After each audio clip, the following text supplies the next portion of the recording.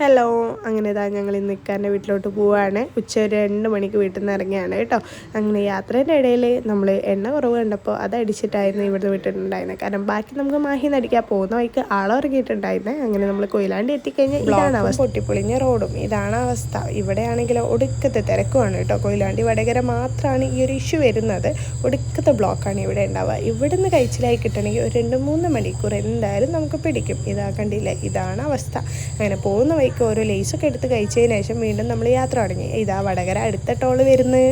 എന്തായാലും പൈസ വാങ്ങുന്നതിന് ഒരു കുറവുമില്ല, റോഡ് നന്നാക്കിയില്ലെങ്കിലും. അങ്ങനെ ഇതാ നമ്മൾ മാഹിന്ന് എണ്ണ അടിച്ചു. അങ്ങനെ ഏകദേശം ഇപ്പോൾ വീടെത്താനായിട്ടുണ്ട് കേട്ടോ. വടകര മാത്രമല്ല, കണ്ണൂരും അടുത്ത ടോള് വരുന്നതാണ് ഇപ്പോഴത്തെ നാടിൻ്റെ അവസ്ഥ. അങ്ങനെ ഇതാ ഏകദേശം നമ്മൾ വീട്ടിലെത്താനായിട്ടുണ്ടായിരുന്നു. അങ്ങനെ വീട്ടിലെത്തിയപാടെ നമ്മൾ ചായ കുടിക്കാൻ ഇരുന്നൊക്കെയാണ്. സമൂസ, ചിക്കൻ റോള്, പിന്നെ ഡേറ്റ്സ്, നട്ട്സ്, അങ്ങനെയുള്ള എല്ലാ ഐറ്റംസും ഇന്നുണ്ട് കേട്ടോ. ഇന്നെന്ന് പറയാൻ കാരണം ഇന്നിപ്പോൾ 1 ദിവസം കൂടി ആയിരുന്നു കേട്ടോ. അങ്ങനെ കുറച്ച് നേരം സംസാരിച്ചൊക്കെ ഇരുന്നതിന് ശേഷം ഫുഡും കഴിച്ച് ഒറ്റയ്ക്ക് എടുത്താം. ഇതൊക്കെ